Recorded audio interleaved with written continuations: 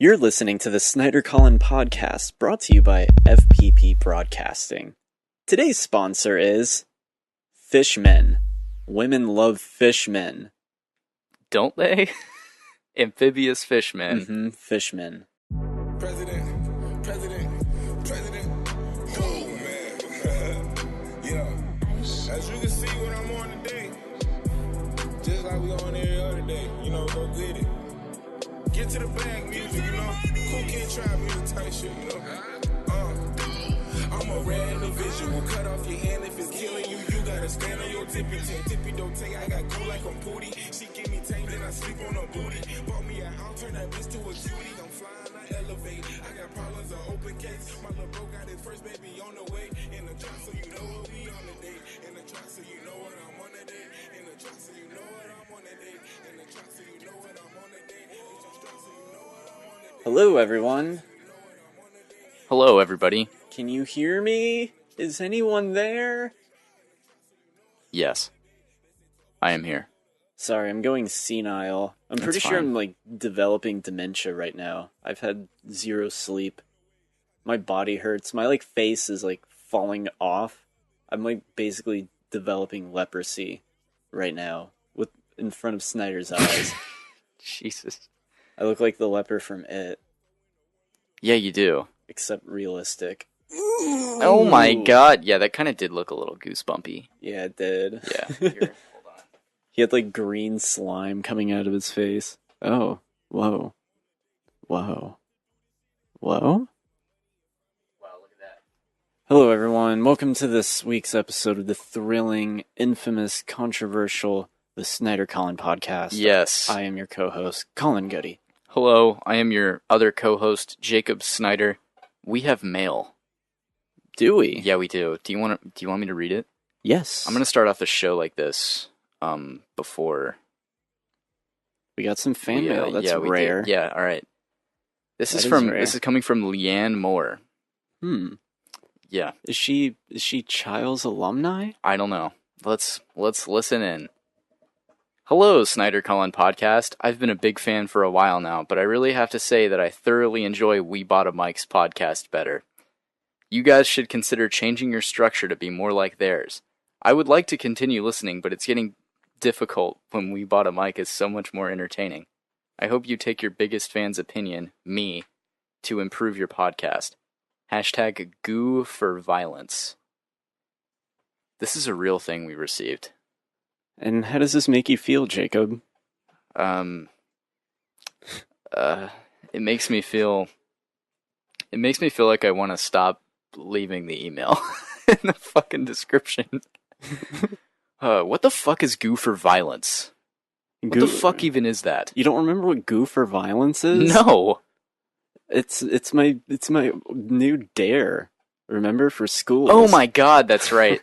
All these podcasts blend together for me. I forget what we talk about. I don't blame you 100%. It's really hard to write the description for the pod once we're done with it, because I'm like, what the fuck did we talk about again? I have to look at what I removed to remind me of what we talked about. Well, yeah, it's like what Garen said. He doesn't remember anything he said. He's like, yeah, it's just like having a conversation. Yeah. I mean, you remember bits and pieces, but yeah, Goo for Violence. That's right. Yeah, I can't believe they even listened to that far. If there's such a We Bought a Mic brony. Yeah, so we are... more. Wow, this blows my mind. Doesn't really. I'm sure it's just someone, goofing around. Yeah, but you don't know that words... they don't know the impact that words can have. Words can really hurt. Are you hurt, Jacob? Are you... Oh my god, he's suicidal now. I have a gun in my mouth right now as I say this. No. It's hard to talk, but I'm managing. Pa-pow! I'm dead. Dude, that would be actually kind of legendary. If I blew my brains out on the podcast? Yeah, and then it's like an hour of just like me weeping. Jesus. It's like far away, like, oh my god. You can hear like... You call the cops, the police come and still it's recording, cops are in the background. You just listen to this whole not really exciting. They're just fucking pictures being taken for the newspaper. I'm sure they have newspaper pictures. Fucking Jimmy is sprinting. Yeah. Across the yard. Oh my god. Wow, that's dark. That is dark. That is dark. It sounds like a film. I thought of something today. Or Yeah. not today, but a few days ago. Stop twiddling your beard. It makes sounds. I can't help it. It makes The sounds in the mic. You do the same thing. I but don't not when on I'm the potting. podcast. Yeah, it makes me... Are you okay? Yeah, I'm fine. I just twiddle my beard because It's a nervous habit. It's fine. Yeah. Yeah, it's normal. It's fine. Are you comfortable? Yeah. Do you need water? I'm tired. I didn't sleep. I know you didn't sleep. I thought about this because this past Friday was my last day attending Tallahassee Community College. Congratulations, Thank Mr. you. Snyder. Thank you. Now the proud owner of an Associates of Arts degree. Yep, I can now continue to pretty much. It's basically a high school diploma. I'm so fucking proud of you. Thank you. I mean, I knew you would do it, so I'm not like that like proud because I knew you'd do it. Yeah, you're right. It's I knew unsurprising. you'd do it. Yeah. If you're like thanks. Collin, so squeak in the chair a bit. If you came up to me and you're It's like, fine. Collin, I flunked, I'd be like, what the fuck? How? You would say that actually. Yeah, You'd I'd be like, what the what? fuck? How? I'd be like, do we need to stop doing the podcast until your grades improve? Oh my god. So yeah, I thought. So I've never actually like really spent that much time in the student union at TCC, and there's a crispy crunchy chicken there, and I've always thought about going, but I never really did. You've never had crispy crunchy chicken? I've had it, but Yeah. I haven't had it in the student union. I had it like Okay. one of the ones like out of a gas station. Yeah, like the Petro Yeah. on Bannerman Road, Yes. Tallahassee. Yeah. 32312. Yes, Visit it. precisely. We can get some longitude and latitude if you'd like. But no, like, and I was just thinking, like, wow, this is like the next step in my life. Should I just stop and like have this crispy crunchy chicken and just sit alone in the student union and like just soak in the fact that like this is the only thing that I'm sure of anymore? Like beyond this, beyond TCC, I am sure of nothing. But like maybe I should just sit here and relish this as long as I can. There's always crispy crunchy. Yeah, you're right.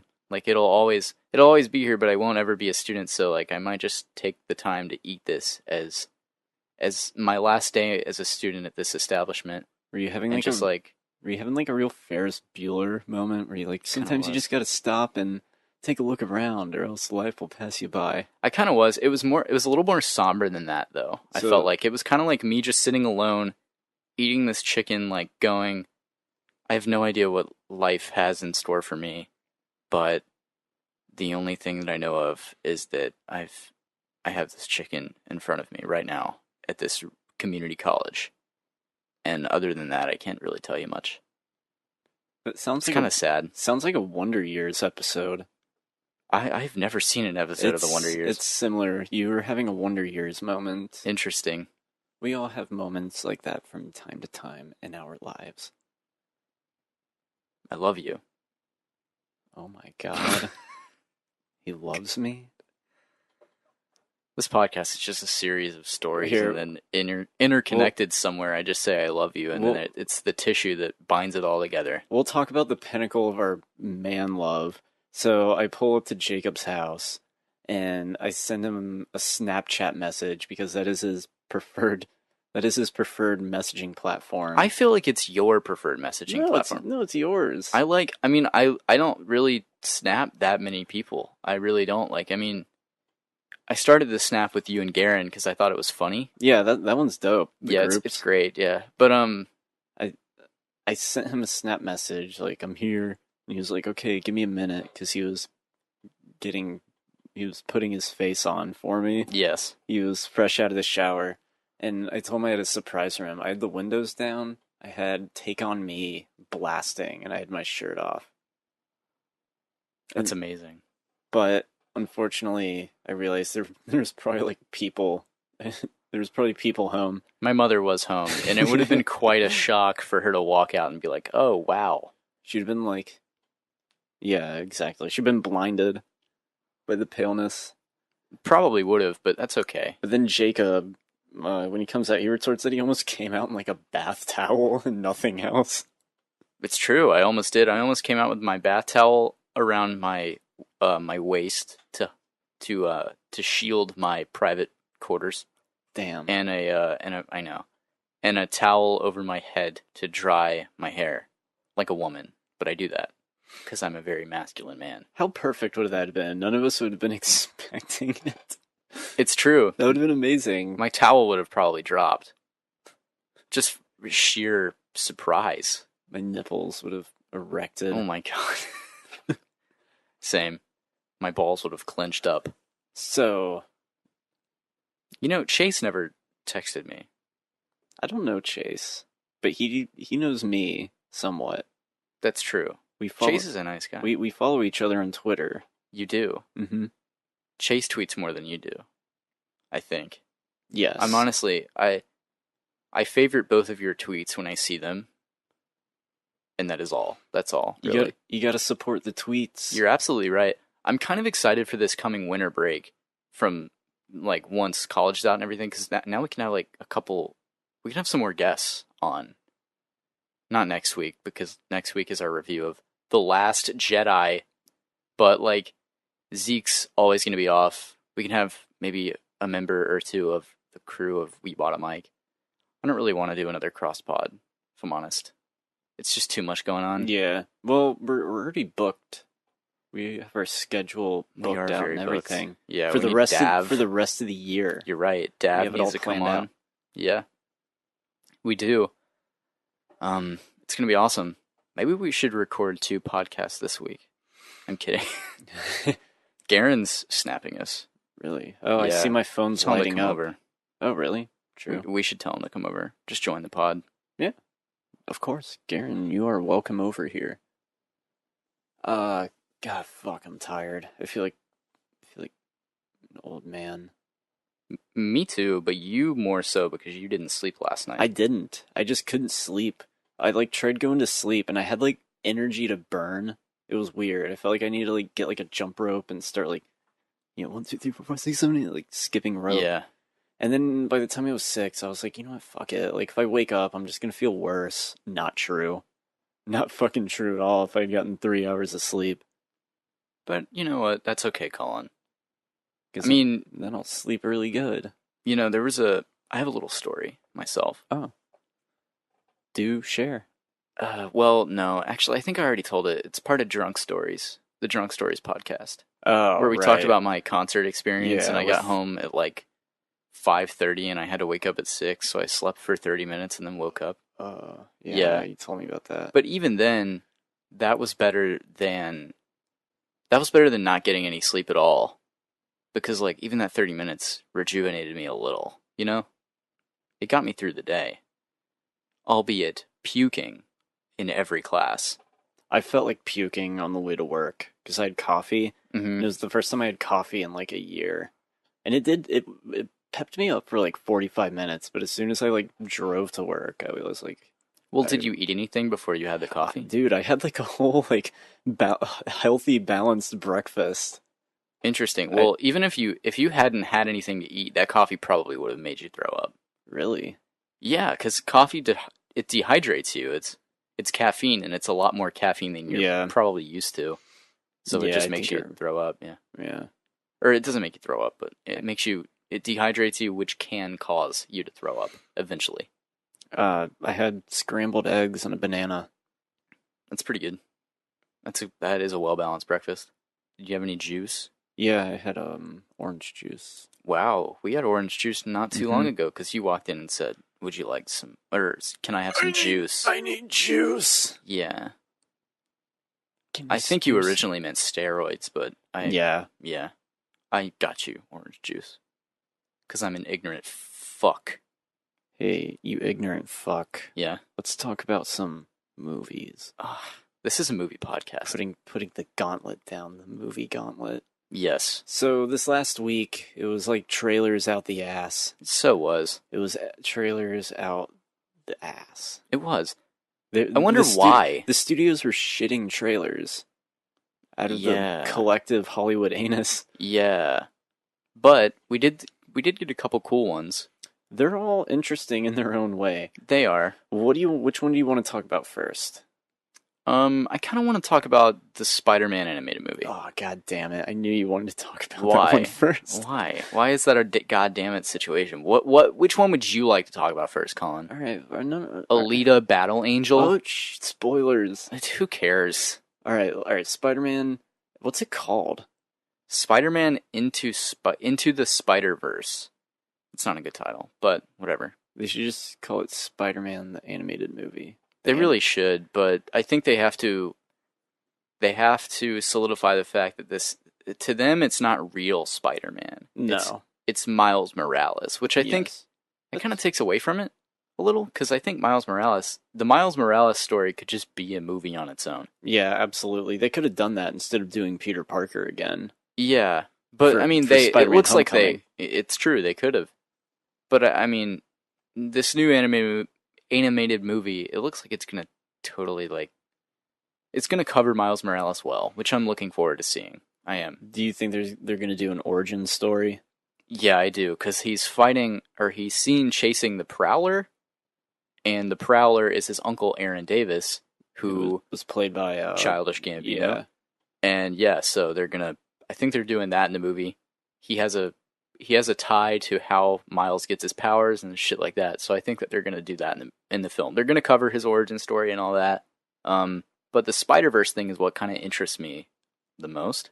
What does that mean? It means like a universe, like a cinematic universe. Kind of. You know what I talked about, the Spider Wars, the Secret Wars on the on the episodes in the '90s series. How different Spider-Men over different universes. I remember that. Yeah, like Spider Carnage, Iron Spider. Okay, so Spider Gwen. So the animated movie is going to cover that type of stuff. Multi Spider-Man. Yeah, like Spider-Man 2099 could possibly show up. Oh my god, I just thought of something. What?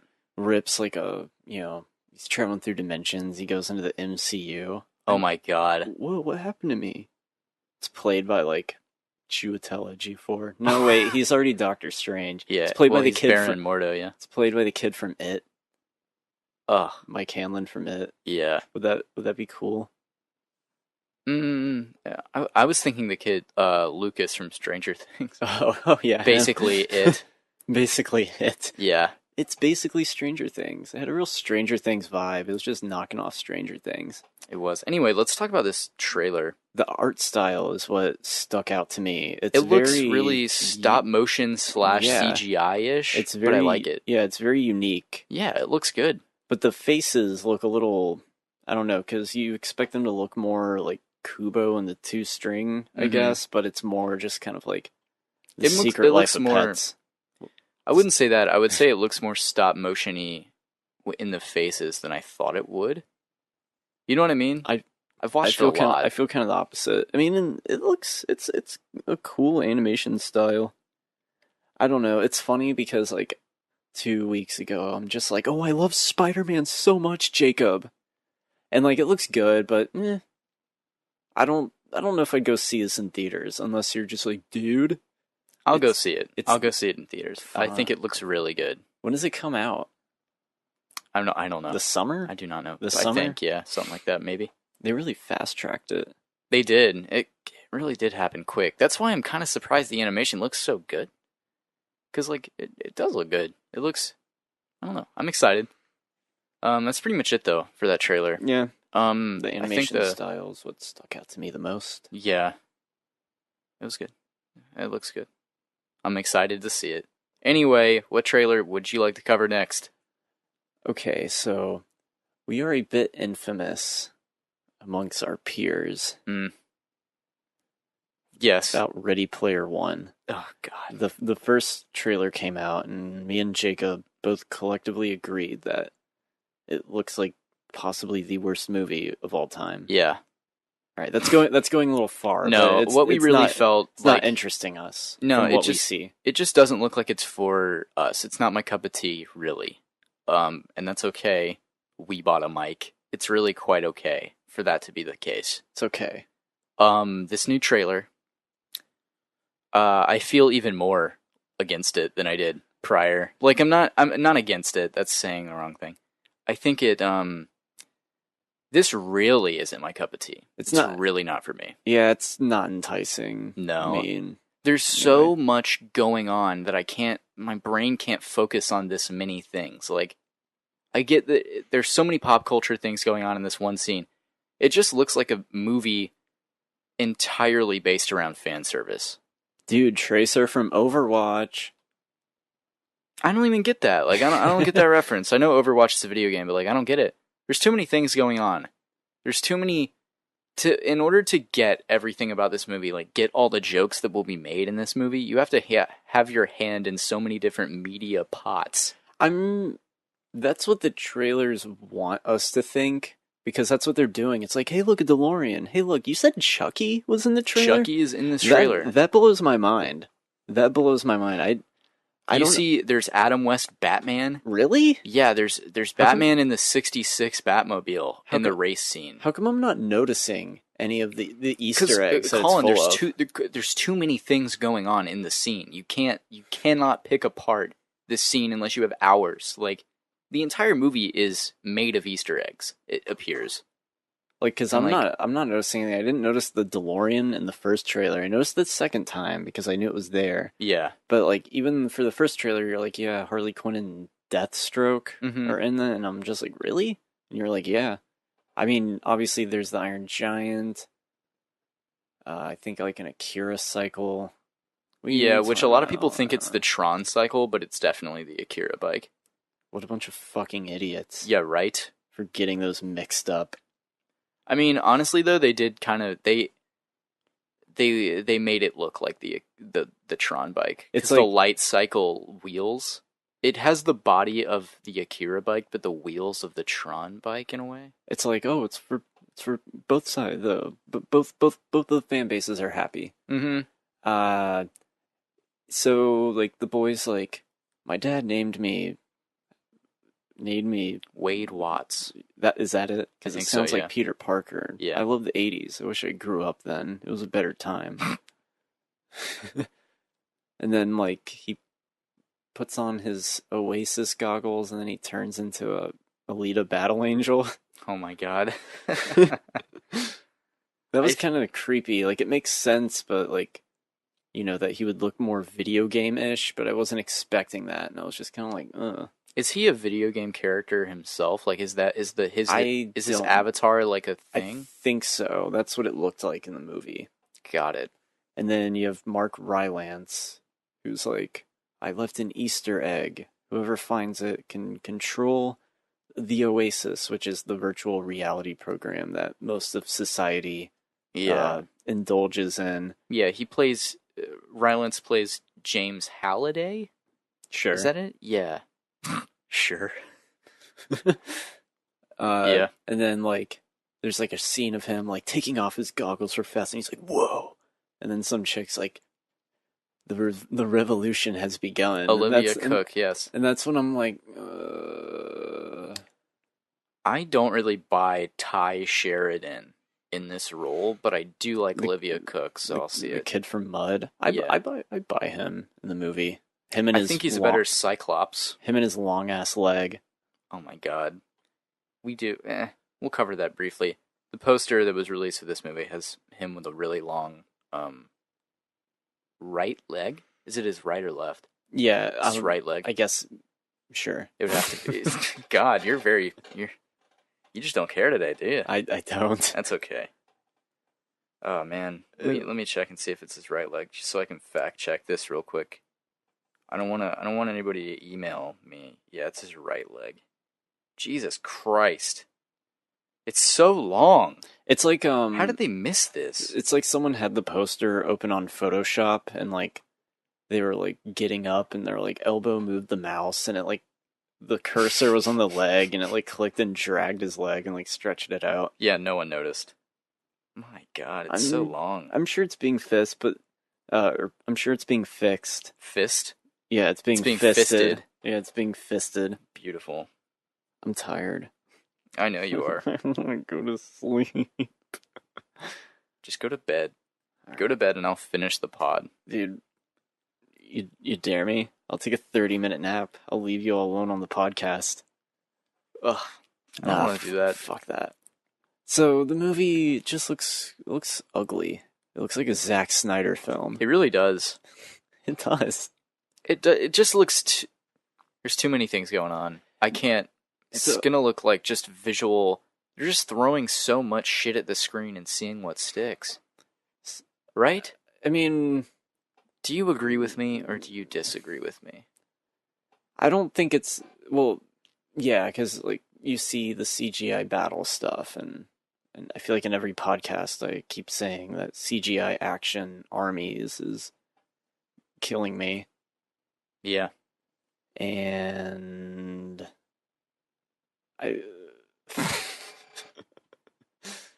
I don't want to see it, but I'm sure it will get like an 82 on the tomato meter, so I'll be like, oh, okay, let's go see it. It's gonna be because it's Spielberg.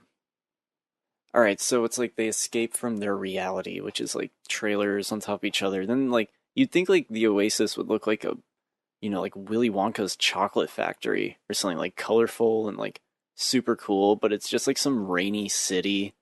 It's like, what's so cool about this? Why aren't they just doing this like in the real world? You described it as looking like it had just rained.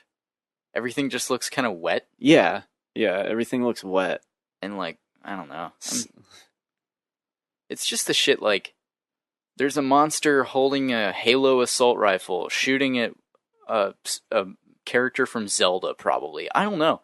There's too many things. Like, I get it. It's just not for me. Like, I understand why someone would really love this. I'm not knocking the book.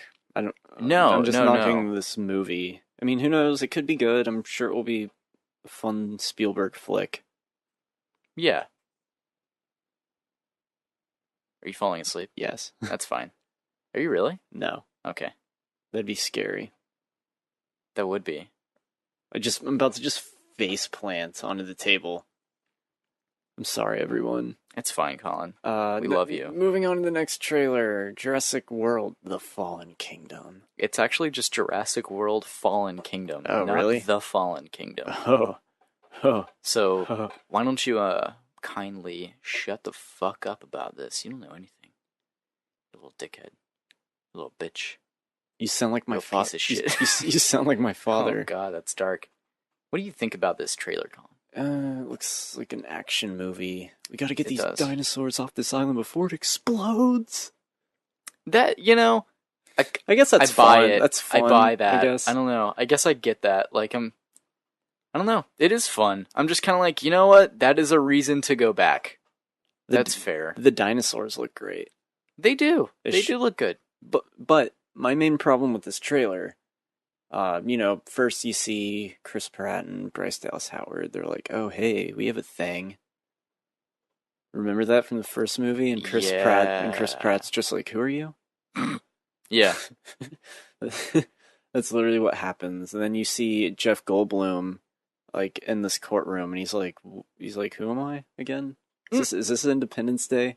It's Jurassic Park. Oh. I like that he's back, but did you feel like the life finds a way line was very shoehorned? I didn't even notice it, because I was just kind of like, I'm sure he's going to be in like 2 scenes.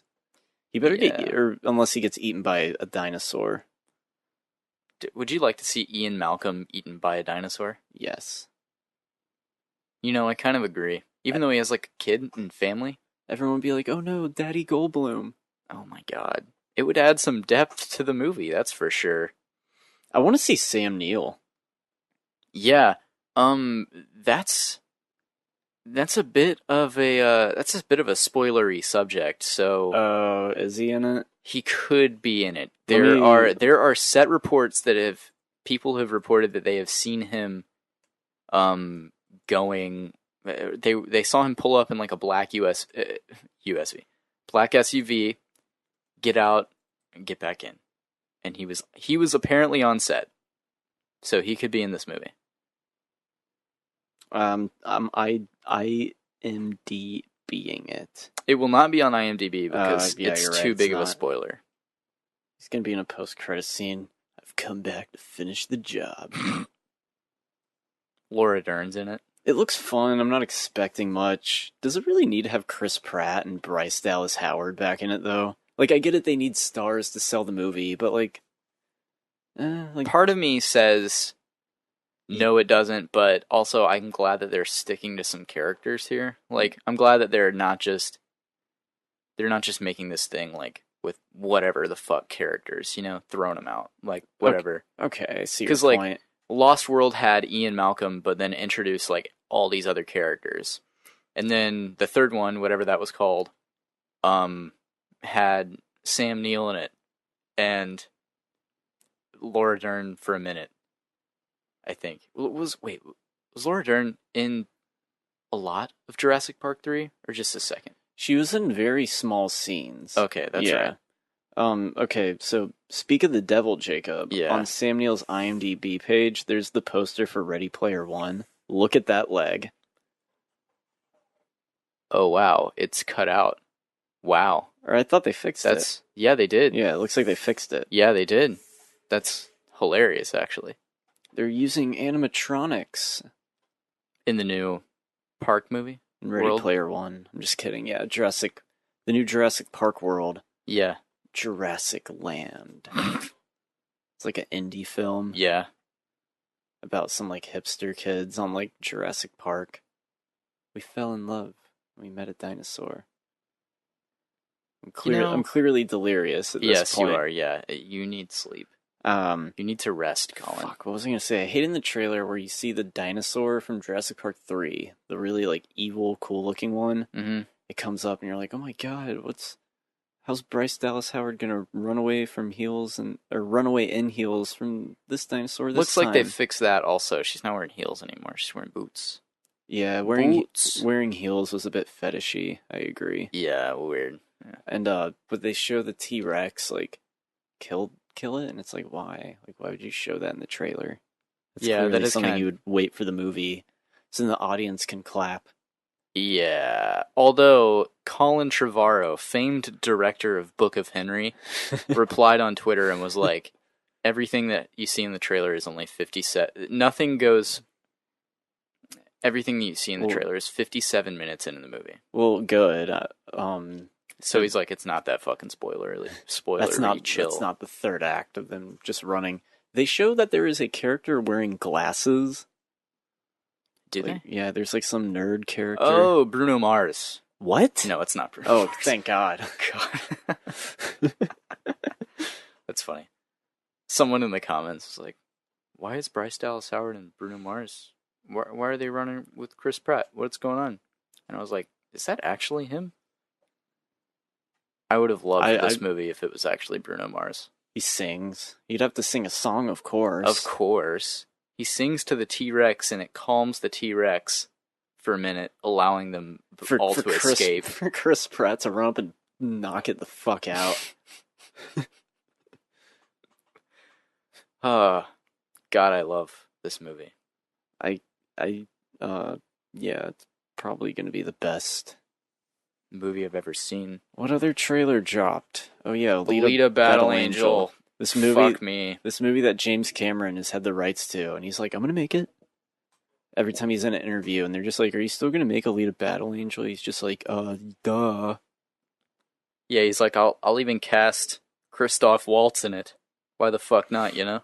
I mean, first of all, what the hell is Jacob? What's Alita Battle Angel? I have no idea. Me neither. I even talked to Alex, our anime hub of information about it. She had no idea. Anime guru. Yeah. Is it just a manga? Has there never been an anime? It might just be a manga. Might just be a manga. I don't know.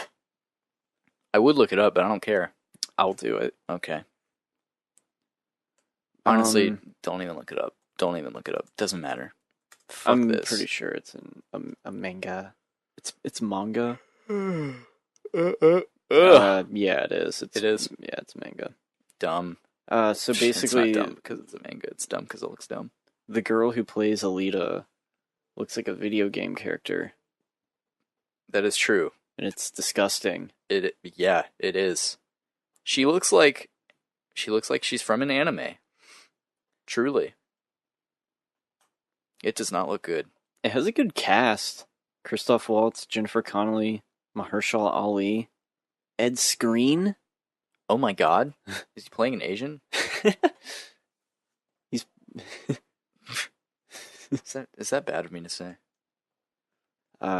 This is also directed by Robert Rodriguez. I don't think he's ever made a movie this expensive. He makes movies that cost like $10K and he shoots it like in his garage.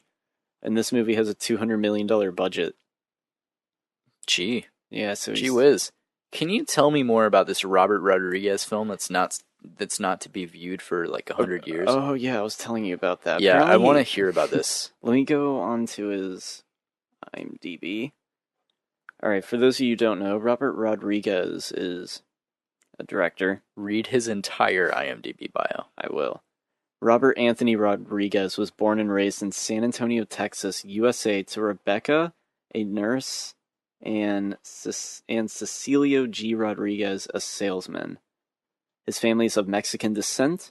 Of all the people to be amazed by the images of John Carpenter's 1981 sci-fi parable Escape from New York, none were as captive as the 12-year-old Rodriguez. Alright, holy shit, this is a long bio. Never mind. He probably wrote it himself. He made Spy Kids and Sin City. But he has some movie. Did he make the new Sin City also? The shitty one? The one that came out way too late. Yeah. He was a producer. Oh, okay. I'm trying to find his movie that doesn't come out for 100 years. Like, gotta be more specific, because I don't know what it's called. Snyder, help me out here. I don't know what you want me to say, Collin. Keep the audience entertained while I do research. We don't need to keep the audience entertained. If they've been captivated already, okay? I can't fucking talk today. Oh, no fucking shit. The movie's called 100 Years. Really? Yeah. Fuck that. Alright, 100 Years is an upcoming film written by and starring John Malkovich. Okay, so this is Malkovich's brainchild, not Rodriguez. Gotcha. Rodriguez is just the director. 100 Years is due to be released on November 18th, 2115. Malkovich and Rodriguez announced in November 2015 they had teamed with Louis XIII Cognac, owned by Remy Martin, to create a film inspired by the 100 years it takes to make a bottle of... What the fuck? Cognac? Like Cognac. Like Hennessy? Cognac, yeah. Like liquor. Yeah, you're thinking of... Yeah. Interesting. Okay, that's what it was. I thought this was someone's name. I guess it is. Louis the 13th. Although the film's plot remains a complete secret, on 18 November 2015, Malkovich and Rodriguez released 3 teaser trailers. None showed footage from the film, but instead imagined 3 possible futures from a dystopian... Wait, why? Why are they doing this? Why? They're just wasting everyone's time. It comes out in 2115, and everyone's like, wow. No one is excited for this. It's like the new best worst movie. Yeah. The safe in which 100 Years is kept was showcased at the 2016 Cannes Film Festival, where Robert Rodriguez and John Malkovich were hissed and catcalled and booed out of the whole festival. What? No, I'm just kidding. Oh my god. I wouldn't be surprised, because that happens Holy shit, that's awesome. in various other cities before returning to... God. So no one knows what it's about, and it's liquor-inspired. You know, okay, this is why this is a bad idea, Collin. This is why. 'Cause Well, alright. Society will have crumbled by then. That's true. You know, okay, I won't say... I can't really come up with a reason for this to be a bad idea. I think that it's an interesting idea, for sure. It's groundbreaking cinema. That's what it is. This really is groundbreaking, kinda. It's kinda like if, I don't know, The Great Train Robbery was released today. Like the first moving Yeah. image. Yeah. Like, would we praise it and be like, wow, that's amazing? What if it's just like John Malkovich defecating in the middle of streets? Oh my god. It's complete nonsense. I would love it. Will people anticipate this? Probably, yeah. It'll be released in a few years. You think so? They're gonna give in. They're gonna be like, oh, we need money. That's true. I'm gonna guess it'll be released in 25 years. You know what? I'll guess 300 because someone's gonna forget that this movie is in that safe. Oh my god. And be like, "What's this?" And they'll be like, "Whoops, ooh, someone's We losing should their release job." it, yeah. Dude, let's Yikes. Jacob, me and you, we're gonna break in of wherever the fuck, wherever the safe is, and we're gonna leak this movie. Oh, I'm so down. It's gonna be like a Mission Impossible. Snyder's and Collins being lowered by wire. The trailer shows you wearing all black. You're in like the safe room, but then you take off like a skin mask and it's me. Yes. And vice versa. Yes. And then Robert Rodriguez is sitting there jacking off in front of the safe when we get in there. And he just turns around and goes, I don't know what his accent sounds like, but he's like, I think it's "Hello, American as welcome." fuck. I don't think he speaks with any.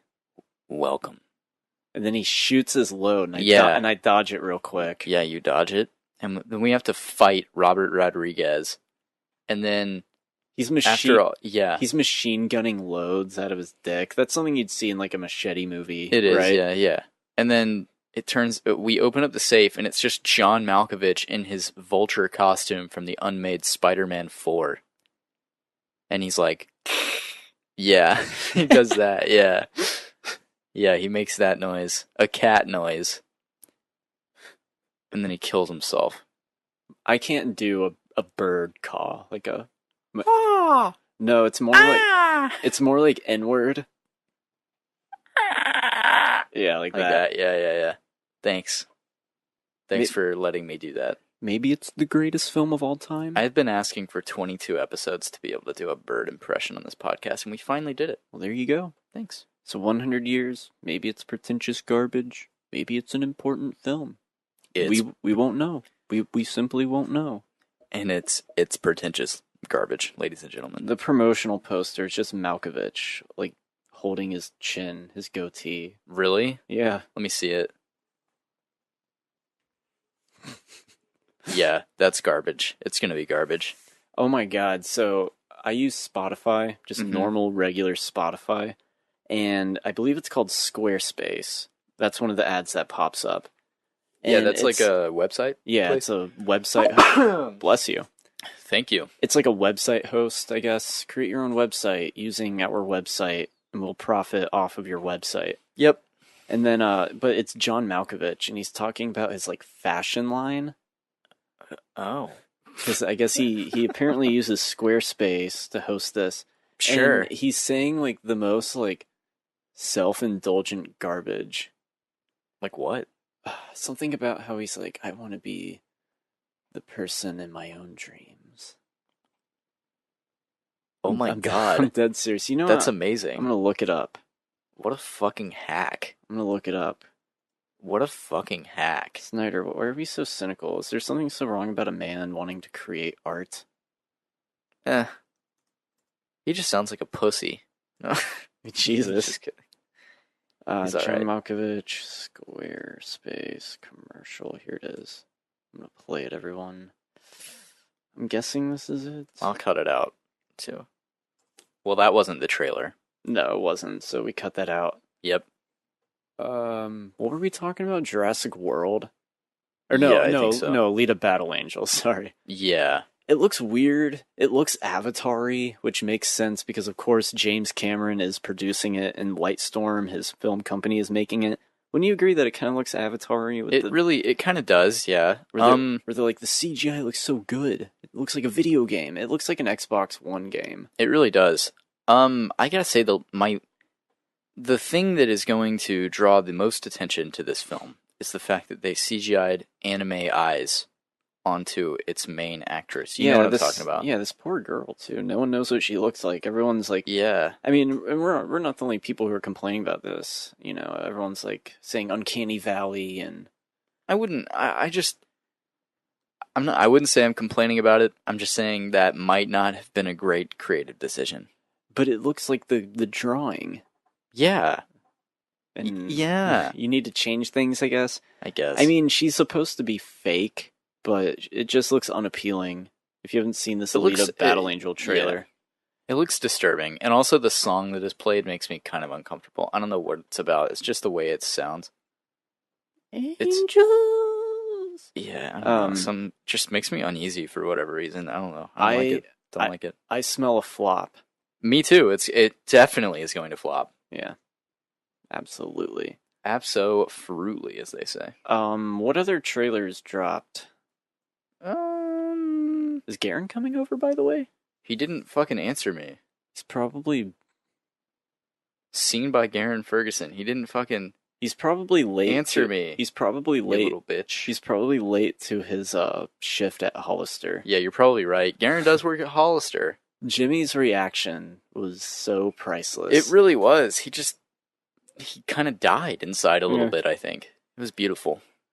What a lovely, lovely evening to be potting, you know?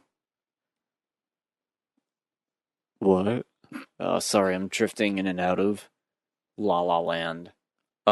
Speaking of La La Land. Yes? La La Land, it won a lot of awards, didn't it? It did, including a, what's that one thing called? Not an Oscar. It did win a few Oscars. I think it's... But you're thinking of more prestigious. You're thinking of a Golden Globe? Yes. Wow. This is it, everyone. Award season has begun. Yay! The 75th Golden Globe Award nominations have been announced. I was, updating my computer for, the nominees, live. But I have them all laid out, and Jacob does not know the nominations. But Jacob also doesn't know what the Golden Globes are exactly. I know about them. I know that they're semi-prestigious, more in the TV realm. Not as much film, I think. They're, semi-prestigious. Yeah. I think prestigious is even a bit much to say. Yeah. It's more like pop. Fair enough. It's like rock candy. Or no, pop rocks. Sorry. How are they like Pop Rocks? Can you explain that? They're sweet, they pop, they go away, and no one cares. That's perfect, actually. Nice. I just don't know how they're chosen, so can you elaborate on that for me? The Golden Globes is the Hollywood Foreign Press. Gotcha. So, overseas executives, I guess. The foreign press. The foreigners. Okay. Cool. I don't know too much about it personally, but God, aren't they great. The Hollywood Foreign Press is a nonprofit organization of journalists and photographers that report on the entertainment industry activity and interest in the United States specifically. Gotcha. So that's why it's like, well, if they're the foreign press, well, Hollywood obviously makes that substantial, but yeah. So they outside organizations that focus on Hollywood, not Bollywood, Hollywood. Cool. All right, makes sense. They conduct the annual Golden Globe ceremony in Los Angeles every January. So it's the foreign press, unlike the Academy Awards, which is Hollywood itself. Yeah. That's Hollywood sucking its own dick rather than these journalists from overseas sucking Hollywood's dick. Yes. And one thing that's unique is that they split categories. Like, for example, there's Best Motion Picture Drama, Best Motion Picture Musical or Comedy, vice versa. They don't do that for, or no, they do it for, supporting performance, actually. Never mind. Or no, they combine it?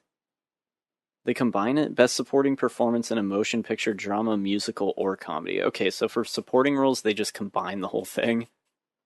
Yeah. Interesting. I think so. They don't do it for everything, but, Sorry, that was quite the yawn. Okay, I don't have too much to say about TV, Jacob. Me neither. Because there's so many things. But I am triggered. Oh no. About what? I'm triggered, Snyder. Tell me. I'm fucking triggered. Oh my god. Tell me about this. Okay. Are you upset that Get Out is nominated as a comedy? We'll get to that. Okay. Alright. Spoiler alert. Alright, so I did hear about that, but that was more from Twitter. This is about television. Alright, so for Best Actor in a Miniseries or Television, the nominees are Jeffrey Rush, Genius. Never heard of that show. Me neither. Ewan McGregor, Fargo. I have heard of Fargo, obviously. As have I I. didn't realize Ewan McGregor was in it. Me neither. Jude Law, The Young Pope. I have heard that. I've heard of that too. This one kind of blows my mind. Robert De Niro, The Wizard of Lies. So you have 4 like A-list actors being nominated for best performance in a mini series, and then you have Kyle MacLachlan for Twin Peaks as Dale Cooper. Wow. Smacked right dab in the middle of it. He could win. He basically plays like 4 characters. It's impressive. That's pretty cool. He should win. It's just kind of funny though, because it's like, oh, Dale Cooper from Twin Peaks.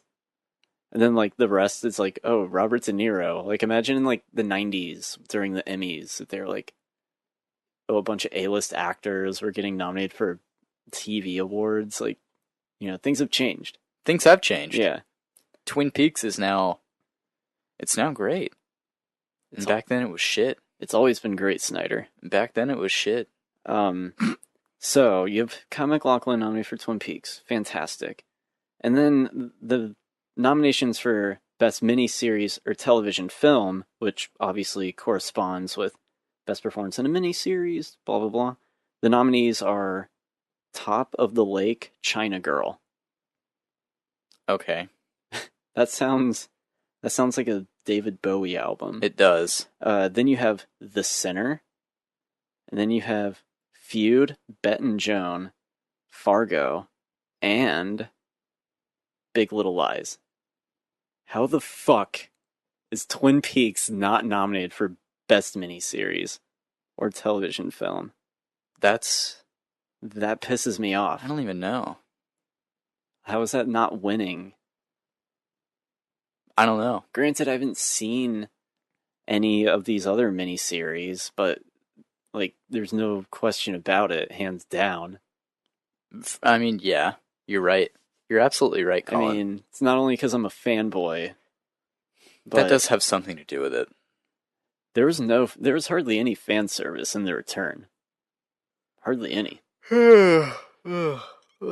It's just like, well, then why nominate Kyle MacLachlan, you know? Yeah. I don't know. I'm just disappointed, because I thought that would be like a sure thing. Collin, you're a butthurt fan, and I understand.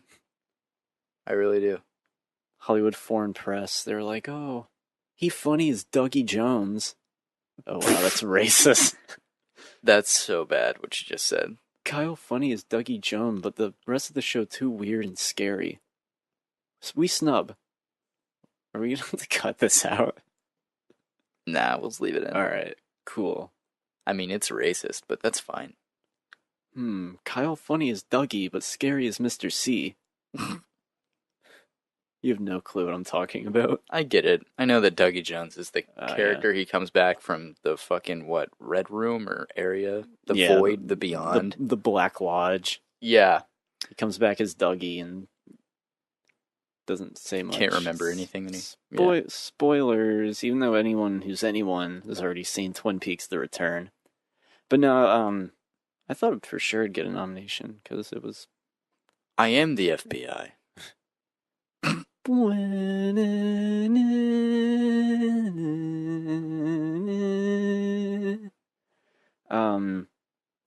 Yeah, I'm a butthurt fanboy, you know. This is what it must feel like to be like a DC fan. Wow. Or a Patriots fan. Not really. Or a Seattle fan. That's sort of more comparable. Didn't they lose to the Jaguars? I think. Yeah, Twin Peaks got nominated for one award. Fucking, the Packers almost lost to the Browns yesterday. They went into overtime. God, really? Yeah. They almost lost to the Browns? Yeah, they should have lost to the Browns.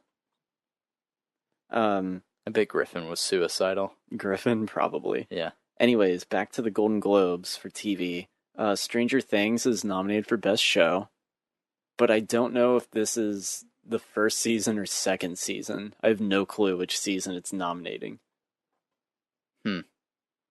What year did season 1 come out? 2016? Really? Yeah.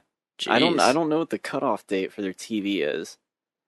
Laura Dern is nominated for Best Supporting Actress in a miniseries or TV, but she's not nominated for Twin Peaks, which is kind of funny. She's nominated for something else. Huh. TV, drama, Game of Thrones, This Is Us, Blackish, Will and Grace. Apparently this is like 2002, and Will and Grace is nominated for like Best Comedy Awards. Huh. Same with like you have Twin Peaks and Will and Grace back. Was Will and Grace that well received when it was coming out, or did it just get a following afterward? I believe it was a huge show. Okay, Yeah, gotcha. It was a massive sitcom show. Cool. I just Alright. didn't know, so I wanted to ask. Is there anything? Do you have any questions about any TV nominations for the Golden Globes? Not really. I'm just excited to get the movies. All right, if I'm cool. honest. All right, I'm gonna start from the bottom up. Okay. All right. Best foreign language film. Fuck this. No. The nominees are. No. Let's give them a little respect. God, I don't. No one's gonna want to listen to this. A Fantastic Woman. Oh, First They Killed My Father, a Cambodian film. great. In the Fade. Awesome. Loveless. Same. In the Just kidding. What is that? A shoegaze album? It is. In the Square. Okay. You and fucking shoegaze. Best animated feature film, Coco. Yeah. Surprise. Ferdinand. What if The Boss Baby wins? Is it nominated? Yeah. No way. Some movie called The Breadwinner and Loving Vincent. Oh my god. I'm having a freaking heart attack, Colin. I'm not talking about original song, because that's like a category that shouldn't exist. Best original song? Oh, that's funny. It shouldn't. That should be a Grammy. Yeah, you're right. Not a... Well, there is an Oscar for it, too. But that shouldn't be one. Alright, original score. Does that satisfy you, Snide? Yeah. Alright, Hans Zimmer for Dunkirk. He's probably not even going to show up. Tick, tick, tick, tick, tick, tick, tick. Do you think Hans Zimmer's going to go to the Golden Globes? Oh, I forgot to mention. The Golden Globes is just like for celebrities to get like shit-faced. And like not give a fuck. They're like, fuck it, we're not at the Oscars. And they just do tons of drugs and drink lots of alcohol. Was that the Hans Zimmer theme? Yeah. You see how I was doing that and it made what you were doing more intense? Yeah, it did. It's as easy as that. It's as easy as that. That score is nothing groundbreaking. No, it's just another generic Hans Zimmer score. Yes. Okay. Pretty much. This next one's kind of funny too. John Williams, The Post. I'm sure John Williams is like, oh my god, I'm so flattered. Next you have Johnny Greenwood, Phantom Thread. He's in the band Radiohead, and he did the score for There Will Be Blood, which was also a Paul Thomas Anderson film. Oh, cool. Yeah, Phantom Thread. Yeah. Alexander Desplat, The Shape of Water. Carter Burwell, 3 Billboards Outside Ebbing, Missouri. I have my money on The Shape of Water, because it's going to win everything. You know, you are a very biased son of a bitch when it comes to Shape of Water, Colin. I'm going to tell you right now. You are very biased towards Mr. Del Toro's work. The Shape of Water is going to win Best Original Score, because it's going to have like sweeping, beautiful, like fantastical music that's going to make you cry. You haven't even seen this film yet. It's going to be the best film of the year. If it's not my favorite movie of the year, then I don't know. Make a bet. Last Jedi. Last Jedi. Last Jedi could be your favorite film of the year. What if it's just so amazing? What if it's great?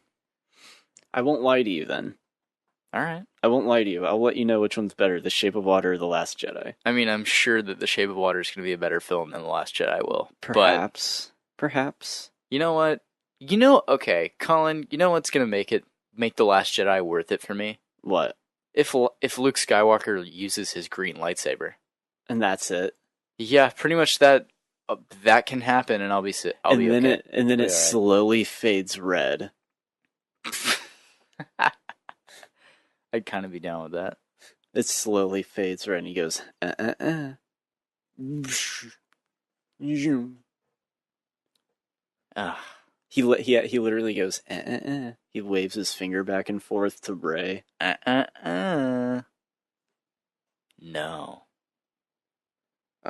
Jacob. Anyway, What's your pick for original score? I don't care. I do not give a single shit about this. You don't care about award season? I don't give a fuck about award season, I Collin. am basically to hell with this. I am basically TMZ and Entertainment Weekly over here. My pick is The Shape of Water. You haven't even seen the movie yet. I haven't seen any of these movies. All right. God. All right. All right. Tell me what's wrong with this best screenplay, just in general, adapted or original. Okay. Aaron Sorkin, Molly's Game. Obviously, Aaron Sorkin's gonna get a great writer. Yeah. Martin McDonough for 3 Billboards. Okay. Liz Hannah and Josh Singer, The Post. Okay. Greta Gerwig, Lady Bird. Okay. Guillermo del Toro and Vanessa Taylor, The Shape of Water. Of fucking course. What do you think's missing? Where is Get Out? It's not nominated. That's crazy. I know. That's wild. Is that what you were implying? Yeah. Yeah. That's crazy. Best original screenplay should definitely. That's or what just the fuck? I know. What or the just fuck, best screenplay. Yeah. I'm just slapping things. Oh my god. Angrily slapping. No need to see no need for me to tell, well, or see, because this is a podcast and you can't see anything. Imagine, what my paint pick them is. a picture. I'm gonna guess best screenplay goes to Aaron Sorkin. And he's gonna walk up and he's gonna go, thanks.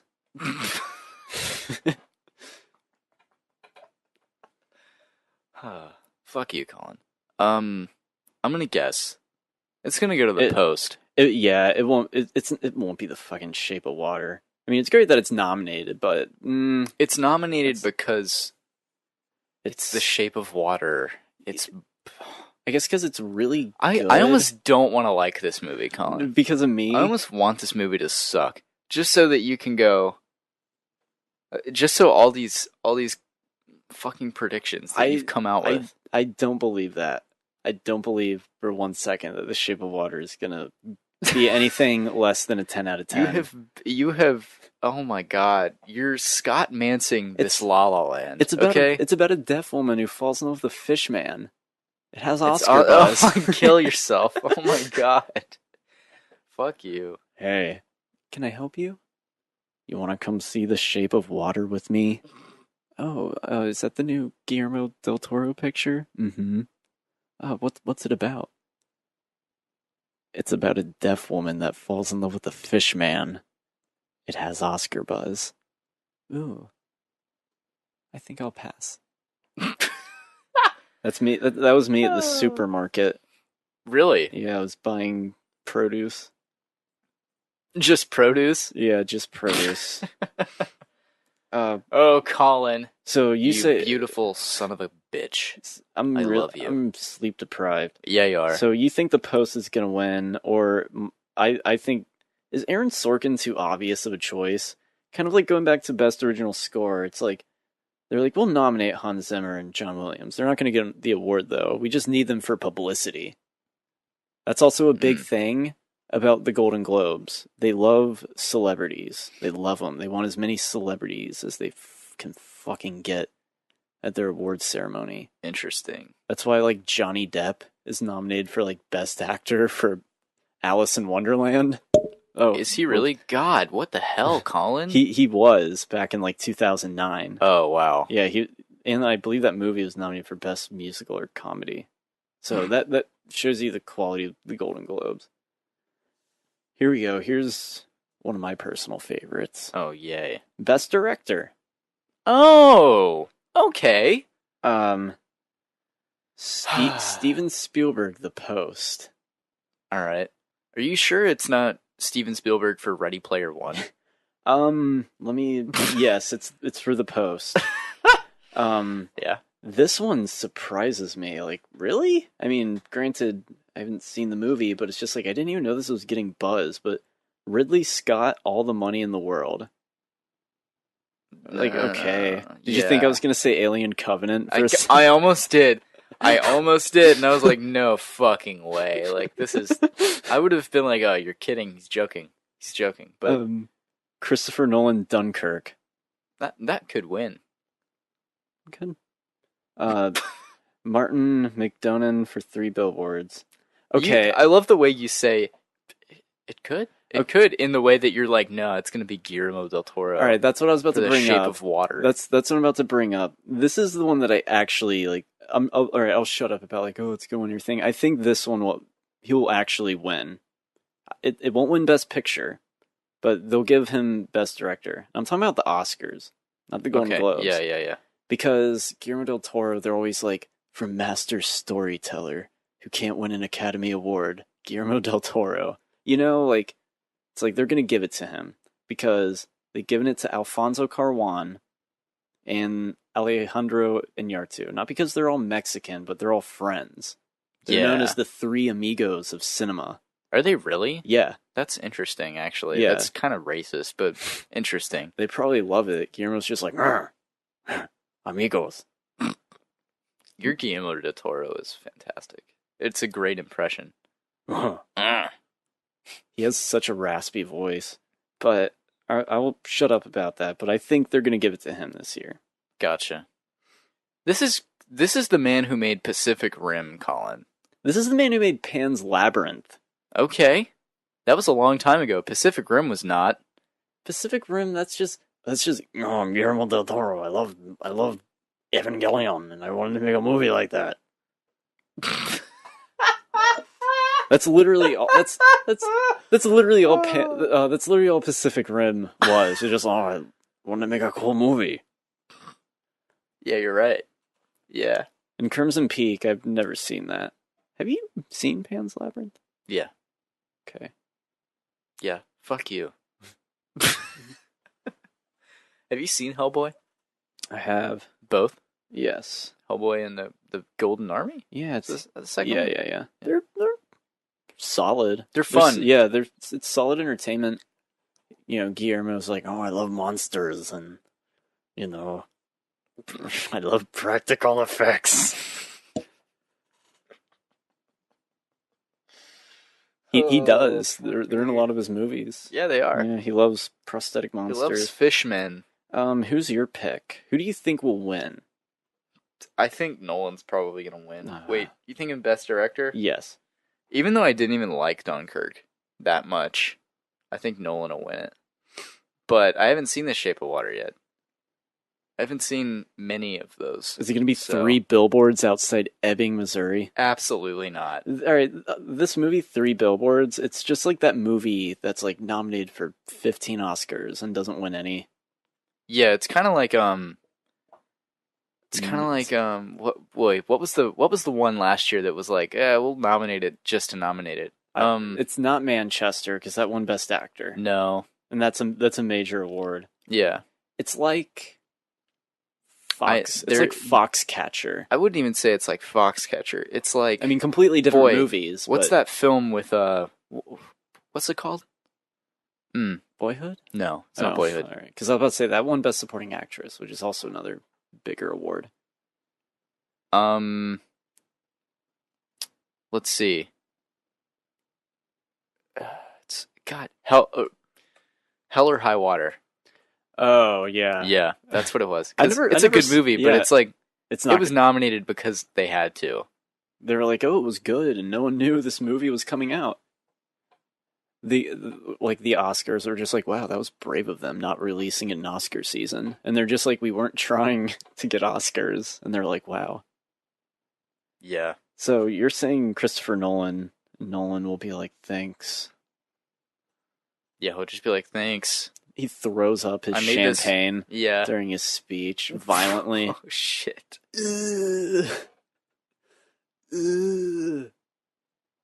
Violently vomits on Quentin Tarantino, and a brawl breaks out. Holy shit, that'd be awesome. Can we talk about Tarantino for a sec? Sure. I don't want to watch this Tarantino Star Trek movie that gets made. No one wants to. I'm not interested in it. The only people who's interested in it is like J.J. Abrams and Tarantino. Yeah. Imagine what Mike Stolklasa. He's probably so angry. Oh, I'm sure. Why wouldn't he be, though? Like, and this goes against everything that's Star Trek. Why doesn't Tarantino just make a R-rated sci-fi film that's Star Trek inspired? Yeah, that would sure. be cool, but it doesn't literally have to be Star Trek. I agree. They can call it, like, what's the Tarantino version of Star Trek called? Klingon fiction. Sorry. Oh, wow. What's the Tarantino? The Flight Brigade. It sounds like, I don't know, a George Lucas film.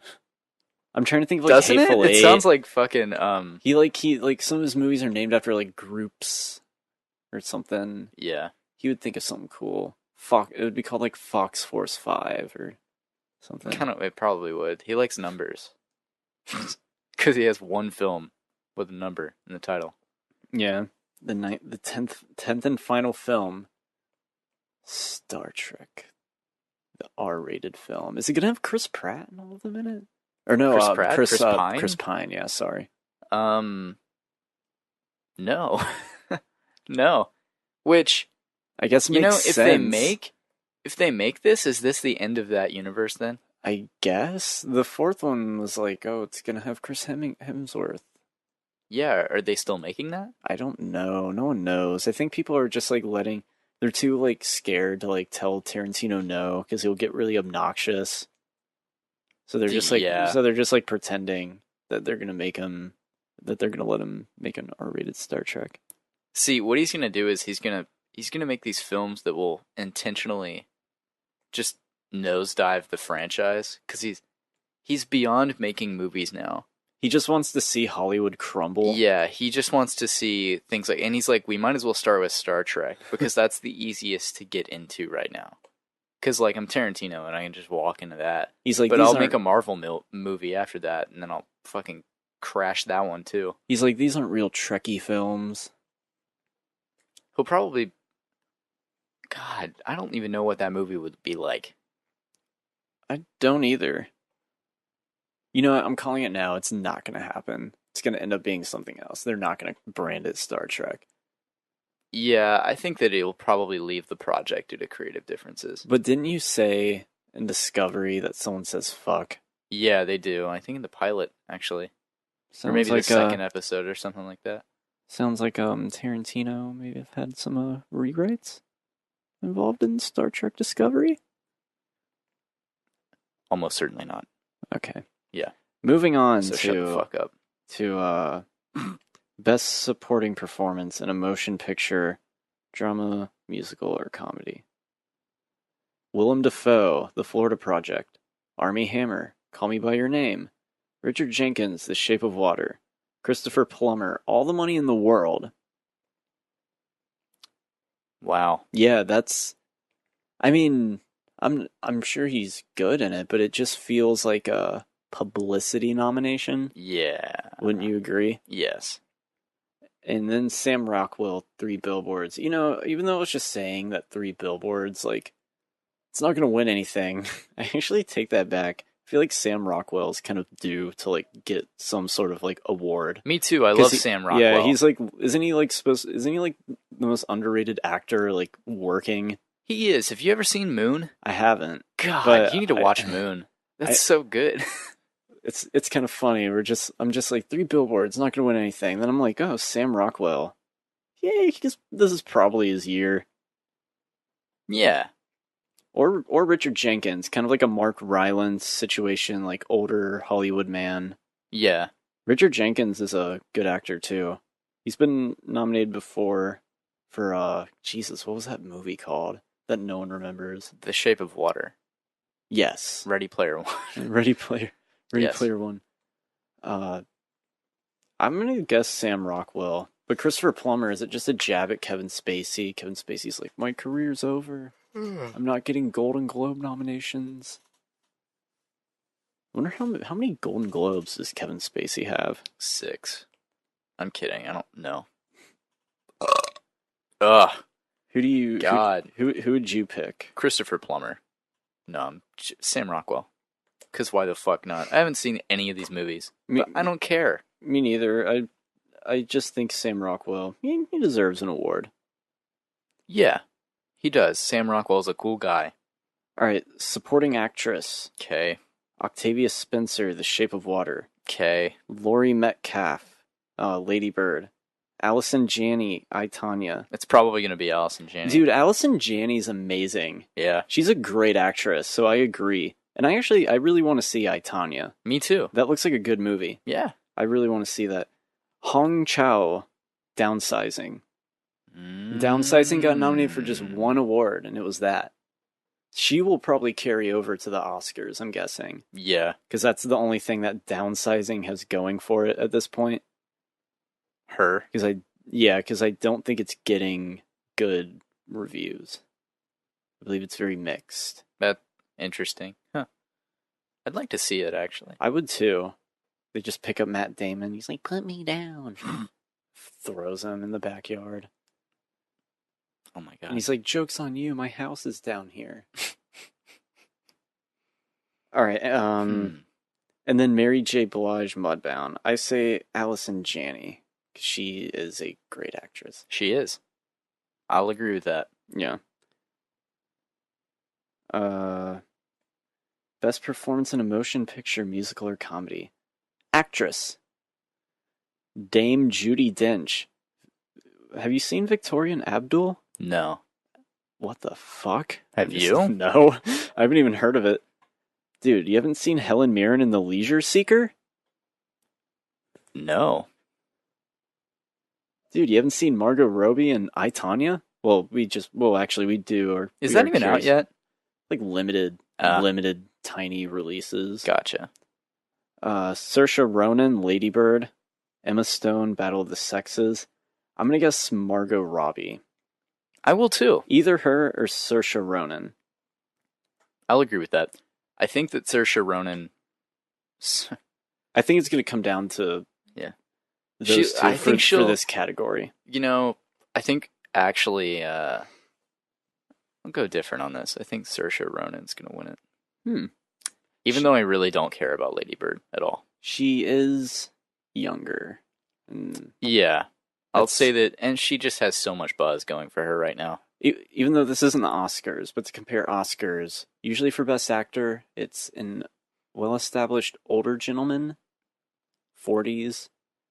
For Best Actress, in a lot of cases, it's a younger lady. Mm-hmm. Like Brie Larson, Jennifer Lawrence, Natalie Portman. Oh, jeez.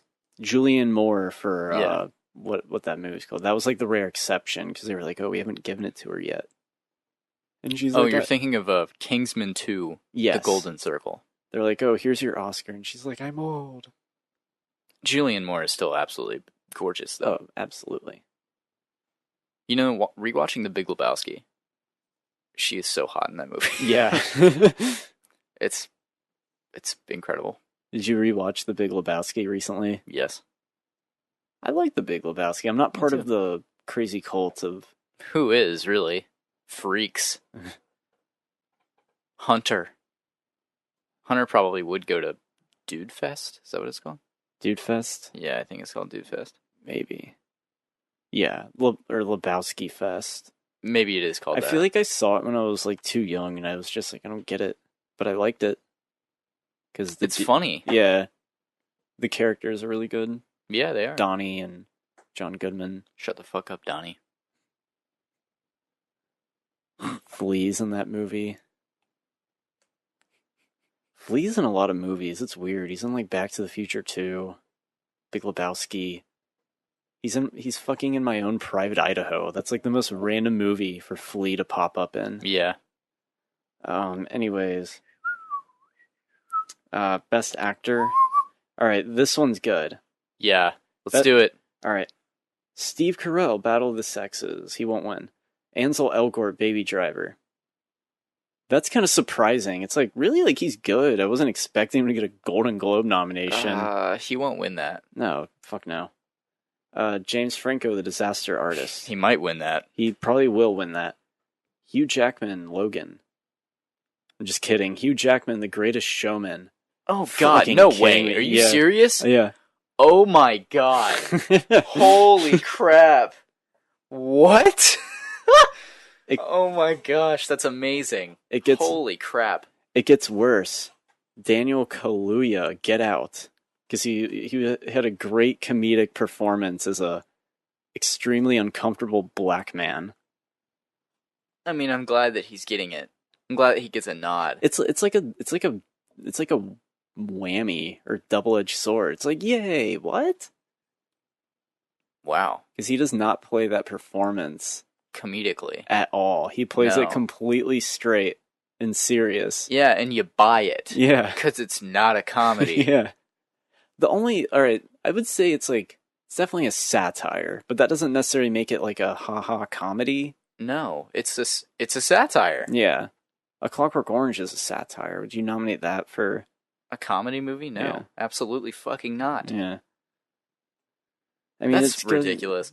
But I feel like even more shocking is Hugh Jackman as in The Greatest Showman. It's because they're like, oh, what musical came out this year? And musicals in the title, so they're like, oh, okay. That movie looks terrible. It does. It looks so bad. Yeah, that's one of the worst trailers of the year. Mm-hmm. Easily. The world is changing. World's changing, boys. James Franco, hands down, is gonna win that. Yeah, I would agree. I don't know. Or, alright, it's either him or Daniel Kaluuya. Yeah. I would say that Daniel Kaluuya is runner-up. Daniel Kaluuya and Cream. Danny Is that a race issue that I just said? Kahlua and Cream? I am referencing the drink. Kahlua. Like the coffee-based alcoholic beverage. Oh, there's dogs coming back here. That's cool. Danny Kahlua. Yeah. That's my rap name. Is it a Danny Brown type thing? Yeah, kind of. I like it a lot. It's when he drinks Kahlua. I'm Danny Kahlua. So yeah, it's either them two, even though Get Out, Chris Washington is not a comedic character. No. Is that his name? Chris Washington? In the movie, yeah. Cool. George Washington, like the first president of the United States of America. He was white. George Washington Carver. Oh, whoa. I see what Jordan Peele did there. Wow, what a great screenplay. Yeah. Okay, so now, hey, after this, do you want to go get coffee with Dav? Possibly vlog it? Coffee? I mean, I was just going to go hang out with him. Probably not so much get coffee as in get dinner. Yeah, I'm going to get food and then go home. Are we still vlogging, Collin?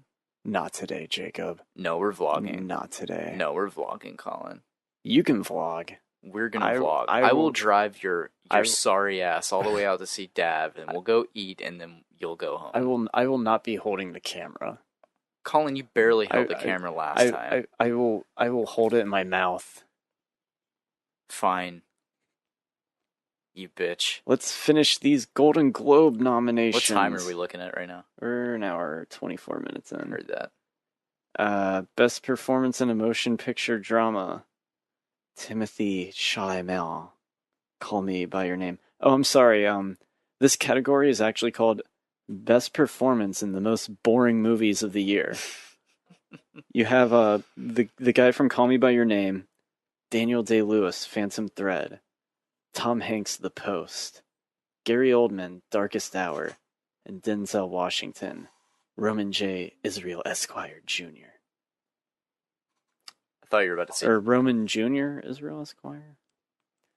I think Gary Oldman's gonna win. I think you're right. Yeah, because they were like, oh, we haven't awarded him yet. And everyone else nominated his one. Oh, wait, except for Timothy. It's either him or... I'm gonna guess either him or Gary Oldman. Actually, well, wait, it's Daniel Day-Lewis, so never mind. He wins by default. Moving on. Yeah, you're right. And this is his, retirement movie, so they're gonna... For the Oscar, they're gonna give it to him so they can be like he holds the record for, ever.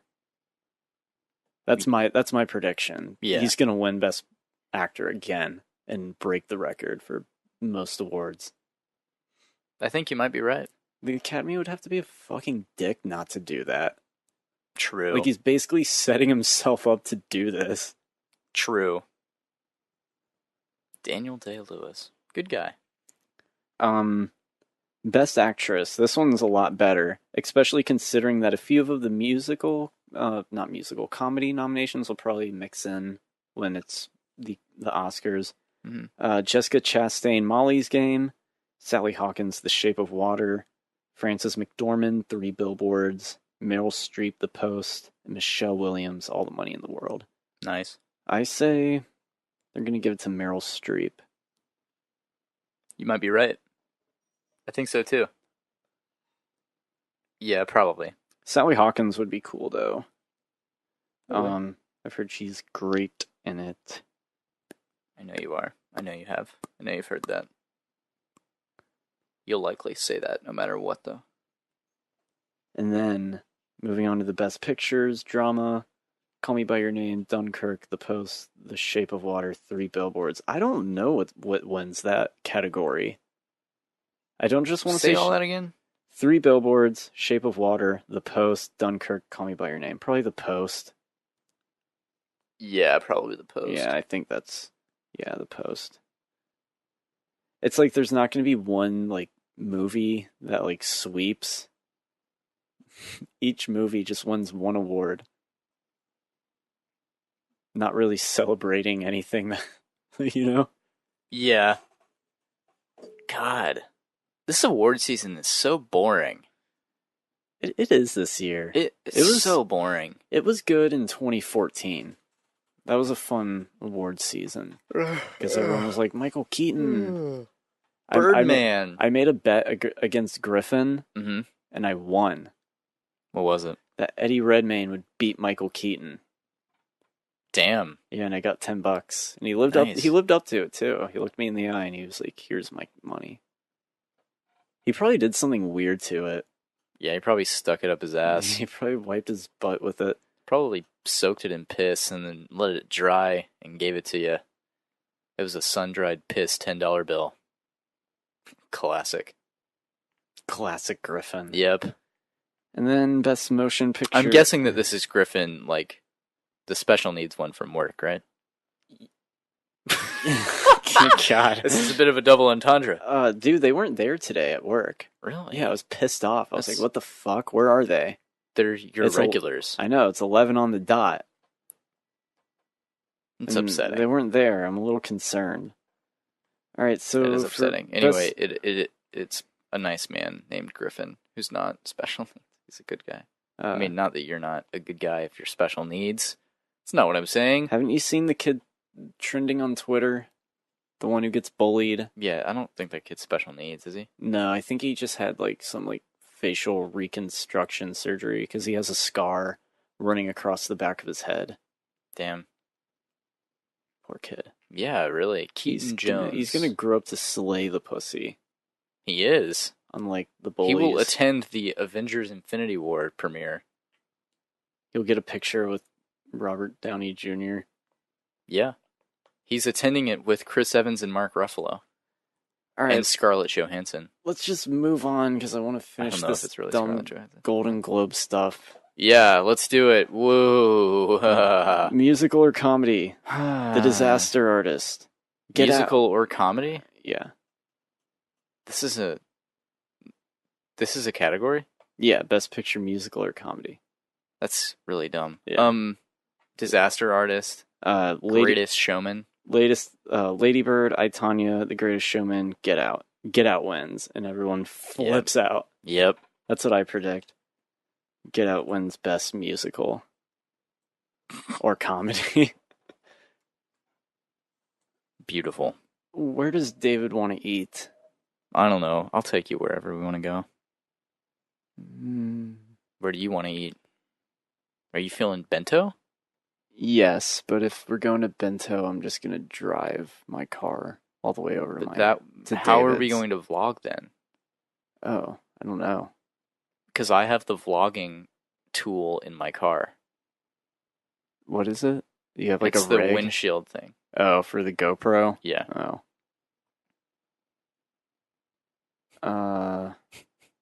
I don't know. I don't want to think about anything. Collin, I'll just take you. Sweet. I'll chauffeur your fine ass around.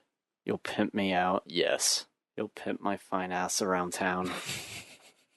So there we go. The Golden Globes. Do you think Get Out is like a cultural thing in foreign countries? They're like, this is hilarious.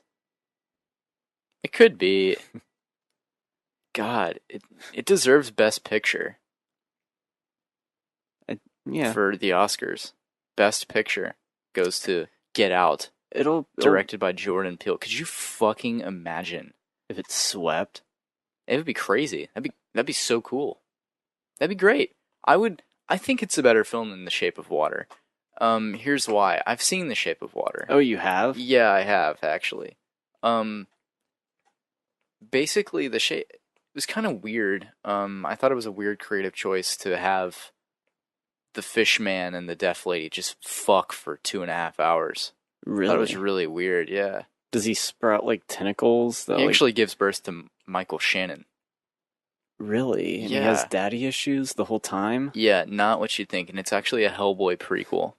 What if that was the twist? Like, they're in the laboratory alone, and Michael Shannon's like, I got you now, Dad.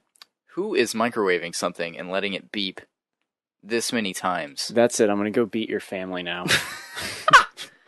That's great. Wow, look at that lava lamp. Dream girl, am I right? I just want to sleep for 15 hours. I thought you were going to say something sexual about the lava lamp. No, it looks warm and soft and a bit wet.